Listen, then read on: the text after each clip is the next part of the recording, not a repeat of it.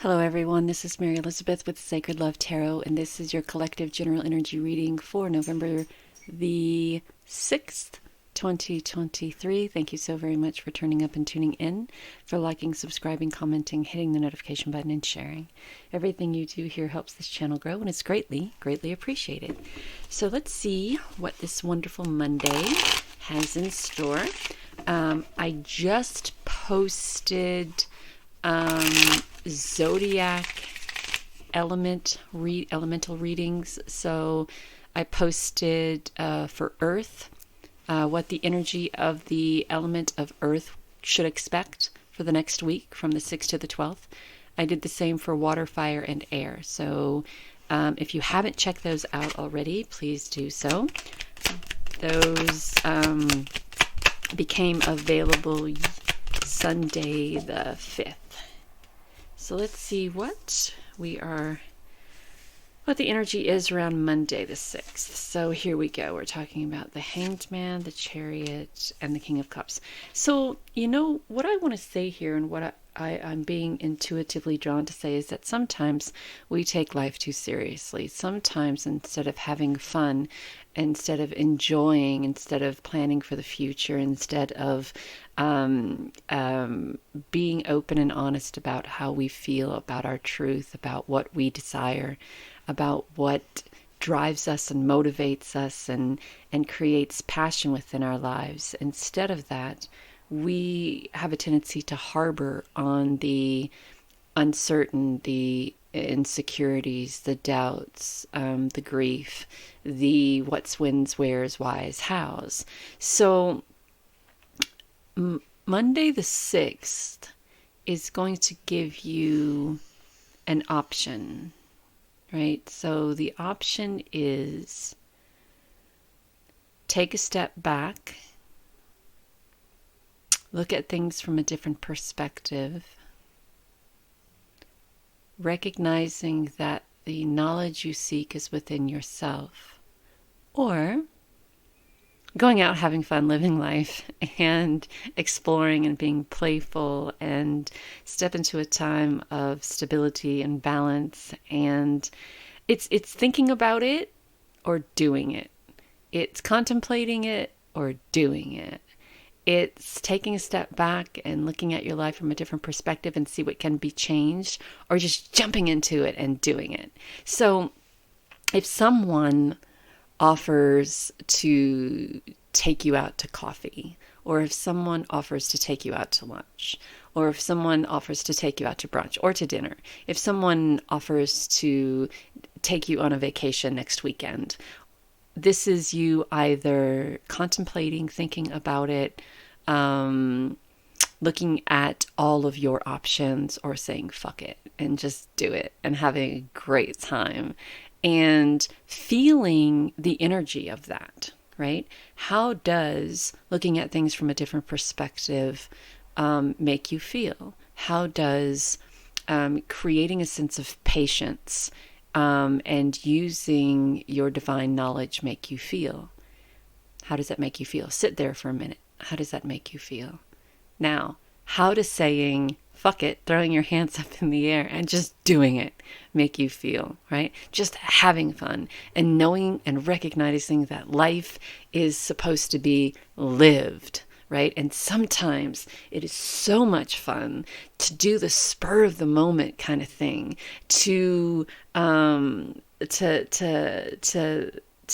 the decision on the fly. Bam, it's there. Gonna have a great time. Let's do it. So let's see where that takes you. I mean, because the Hanged Man and the Chariot are two major arcanas, and that's big, huge energy, right? So where does it take you? So it takes you down a road of regret. But what is it that you're regretting? Right? What has you feeling insecure and doubtful? So that's a good question. So what has you feeling insecure and doubtful? Does taking a step back and looking at things from a different perspective and creating a little bit of patience around the invitation, is that making you feel doubtful and insecure? Or does the thought of making a snap decision does the thought of just willy-nilly, just making a decision, cause you to be fearful or insecure? Let me tell you just a very short story about something that happened to me in June. So my boyfriend's birthday is July the 3rd, and he wanted me to come to visit him in Montana. So I had planned to do that. And I don't like to fly, so it was either take a train or drive. And driving that long distance is something that I haven't done since I was a young girl, since I was a young woman. And I used to love doing road trips, but I was in an accident involved with an 18-wheeler and another accident that someone else was driving, and I almost lost my life. So I'm petrified of driving long distances. And so I had a decision to make. Do I fly? Do I take a train or drive? Well, flying is out of the question. The train was all booked up, so I chose to drive.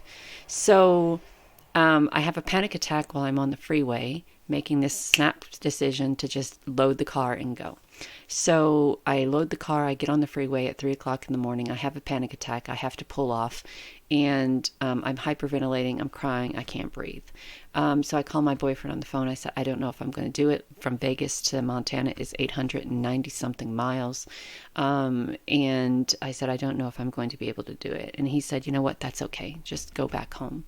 And I said, you know what? No, I got to do this. I have to do this. So right there in that parking lot, I made the decision that this is what I have to do to free myself from the fear that I was having. So I took Las Vegas Boulevard all the way down to where it couldn't go anymore. And then I got on the freeway and took the freeway 5 miles to this truck stop convenience store.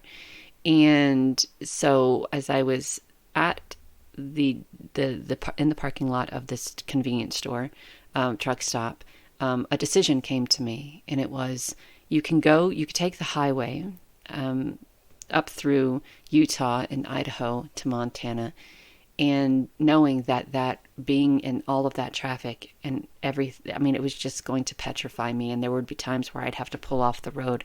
Or you could take the 93, which bypasses Utah, goes from Nevada to Idaho to Montana, and not deal with the traffic and be in the middle of nowhere pretty much. So I kept hearing the road less traveled. I made that snap decision to turn left, and it was one of the best decisions that I made. So there is a sense of fear and insecurity when it comes to making decisions that have the potential to change our lives. And sometimes we don't make that decision at all because of that fear, because of that insecurity. So I think what this reading is saying is that you have a decision to make. Do you take a step back, look at this opportunity from a different perspective, and use your wisdom or knowledge? Use your wisdom and knowledge. Do you make a quick decision to go and have fun and do things that create this beautiful, wonderful feeling of exploration and openness and stability and balance and love and looking toward your future? Or do both of these things cause such a feeling of insecurity and fear within you that you choose to do nothing and then regret it later on? And that's a hard place to be, because I was there. So the bird on the windowsill talks about not making any quick decisions, that tomorrow is another day. Don't let fear and insecurity and doubt create the narrative for you or make the decision for you. You won't be happy. You won't be happy.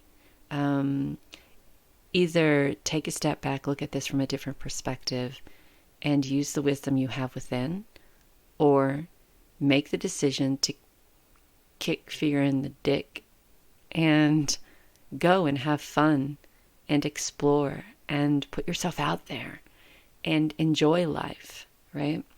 And don't worry about the what's, where's, when's, why's, and how's. Just go.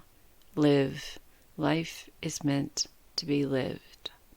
Life is not meant to sit in a bubble and convince yourself that everything that could go wrong will go wrong, and then allow that feeling to create a sense of insecurity and doubt so thick and so intense that you just choose not to do anything, right? So it's a decision. And of course, the decision is always yours.